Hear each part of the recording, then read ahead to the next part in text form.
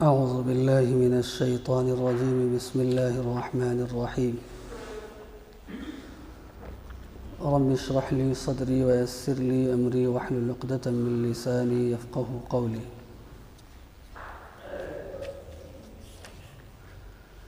میرے محترم بزرگوں، دینی اور ایمانی بھائیوں، قرآن مجید کے اندر سورہ کہف کے اندر ذوالقرنین کا تذکرہ کیا گیا ہے۔ اس کی مراد کیا ہے اور تاریخ کے اندر جو مختلف لوگوں کا تذکرہ کیا گیا ہے ان میں سے کون سا بادشاہ ذوالقرنین ہے، اس کے تعلق سے ابتدائی باتیں میں نے آپ کے سامنے رکھی تھیں۔ میں نے عرض کیا تھا کہ مفسرین کے درمیان اور مؤرخین کے درمیان اس سلسلے میں اچھا خاصا اختلاف پایا جاتا ہے کہ جس ذوالقرنین کا تذکرہ قرآن میں ہے وہ کون ہے۔ پچھلے درس میں نے علامہ ابن کثیر رحمۃ اللہ علیہ کی رائے اور ان سے متعلق اقوال میں نے پیش کیا تھا۔ ذوالقرنین جس کا تذکرہ قرآن مجید کے اندر آیا ہے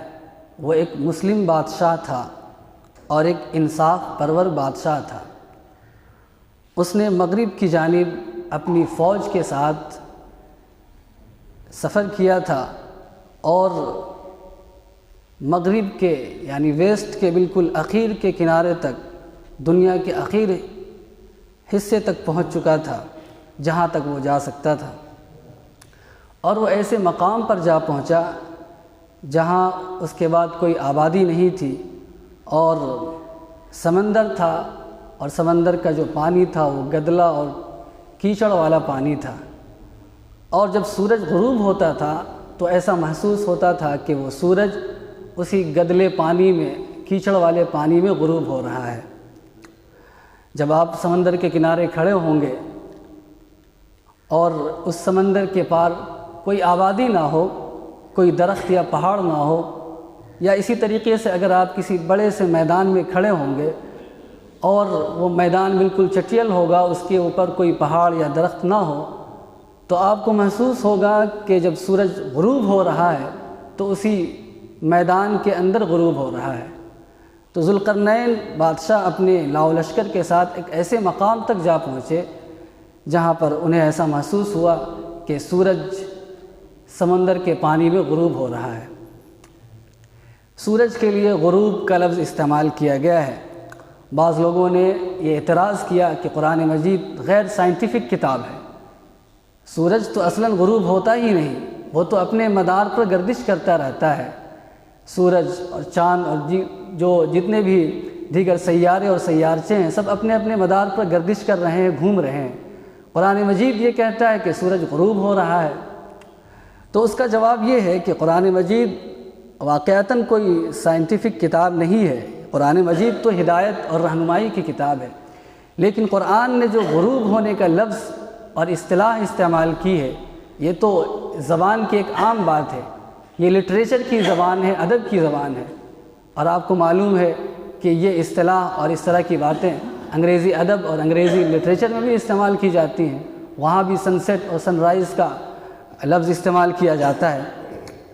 تو یہ جو اعتراض ہے یہ بالکل لا یعنی اعتراض ہے۔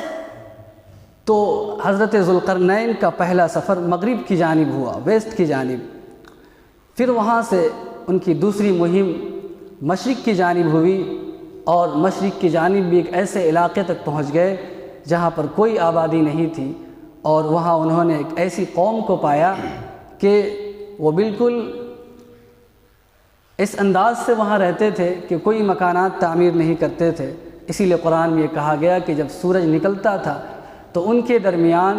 اور سورج کی روشنی کے درمیان کوئی رکاوٹ اور کوئی آڑ نہیں ہوتی تھی، یعنی وہ خانہ بدوش قسم کے قبائل تھے اور گھروں کو تعمیر کرنے کا ان کے یہاں رواج نہیں تھا، وہ کھلے میدان میں رہتے تھے یا بعض مواقع پر خیمے بنا لیا کرتے تھے۔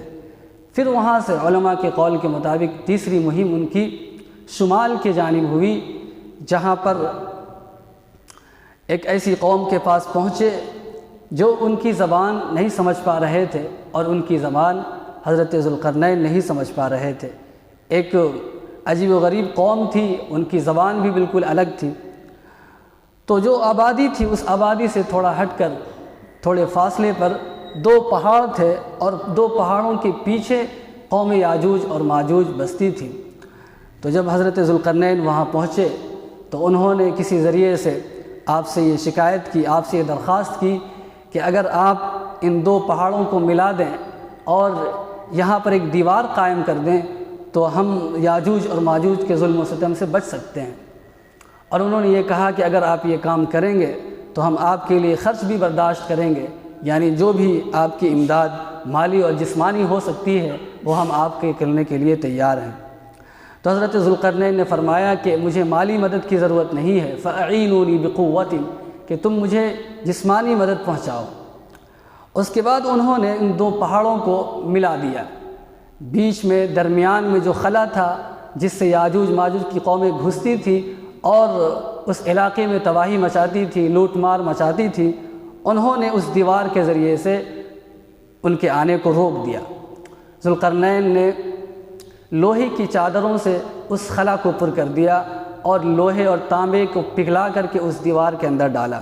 جس سے وہ دیوار بالکل مضبوط ہو گئی اور بلند ہو گئی۔ اس دیوار کی مضبوطی کو دیکھ کر حضرت ذوالقرنین نے فرمایا تھا کہ اب یہ دیوار اتنی اونچی ہو چکی ہے، اتنی مضبوط ہو چکی ہے کہ اب یاجوج ماجوج کی قومیں یہاں سے اندر داخل نہیں ہو سکتی ہیں،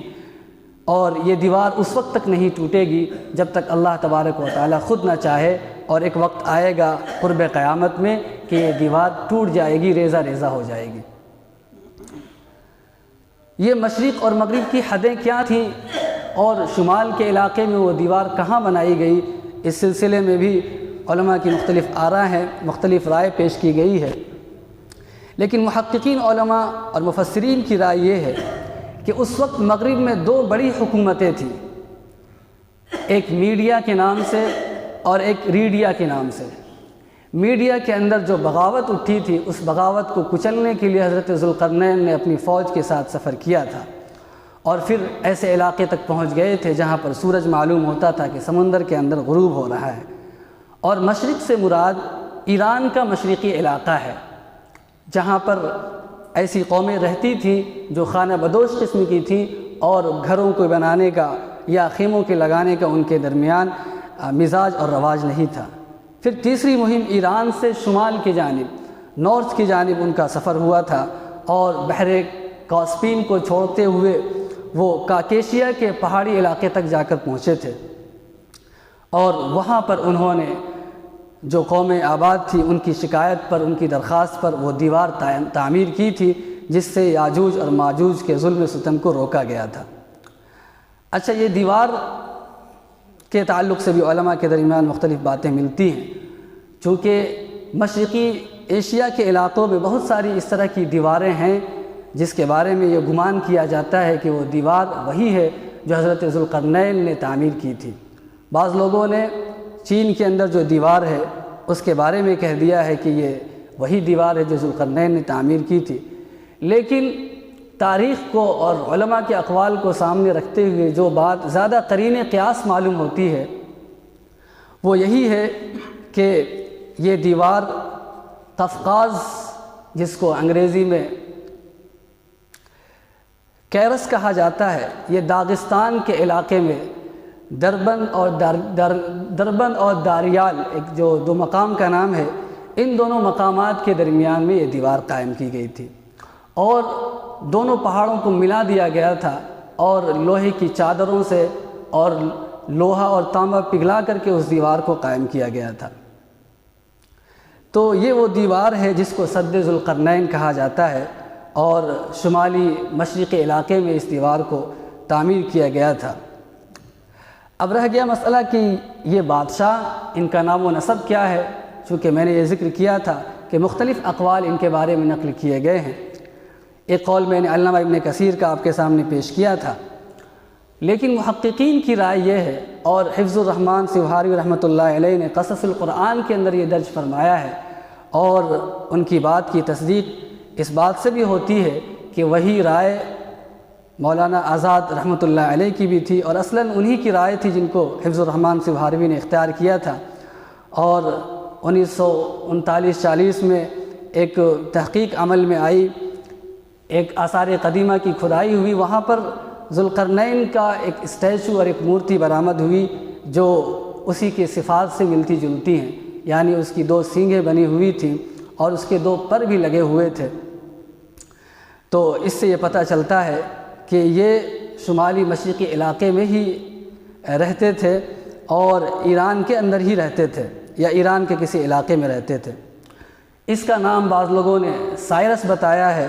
اور یہودی ان کو خورس کہتے ہیں اور یونانی سائرس کہتے ہیں، اور فارس کے لوگ گورش اور عرب کے لوگ ان کو خسرو کے نام سے جانتے ہیں۔ تو یہ وہی بادشاہ تھا ایران کا جس نے بخت نصر کے یہودیوں پر مظالم کے بعد یہودیوں کو دوبارہ فلسطین کے اندر اور بیت المقدس کے اندر آباد ہونے کی اجازت دی تھی۔ قرآن مجید کے اندر جہاں پر یہ ذکر آیا ہے بنی اسرائیل کے ظلم و ستم کی وجہ سے اور ان کی نافرمانیوں کی وجہ سے اللہ تبارک و تعالیٰ نے ان پر جو مظالم مسلط کیے اور جو ظالم بادشاہوں کو مسلط کیا، وہاں پر یہ بات بھی ہے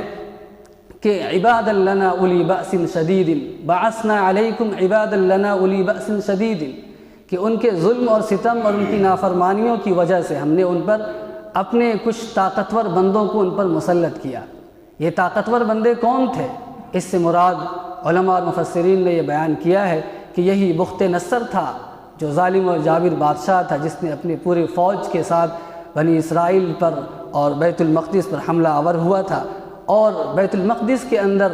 70,000 یہودیوں کو اور بنی اسرائیلیوں کو قتل کیا تھا، اور لاکھوں کی تعداد میں بنی اسرائیلیوں کو ہانک کر بابل یعنی عراق لے گیا تھا۔ تو اس ظلم و ستم سے آزادی انہیں کس نے دلائی؟ اسی ذوالقرنین بادشاہ نے آزادی دلائی، اور تمام لوگوں کو جو گرفتار تھے، قید و بند کی زندگی گزار رہے تھے، ان کو انہوں نے آزاد کیا، اور بخت نصر کو انہوں نے شکست دی، اور جو سامان اور جو تبرکات کی چیزیں بیت المقدس سے اور مسجد اقصی سے وہ اٹھا کر لے گئے تھے، وہ سب انہوں نے واپس ان کو دلوایا۔ بعثنا علیکم عبادا لنا اولی بأس شدید فجاسوا خلال الدیار ثم رددنا لکم الکرۃ علیہم، پھر ان کے غلبے کو اللہ تبارک و تعالیٰ نے واپس کر دیا۔ اسی ذوالقرنین بادشاہ کے ذریعے سے اللہ تبارک و تعالیٰ نے ان کی شان و شوکت کو دوبارہ واپس عطا فرمایا۔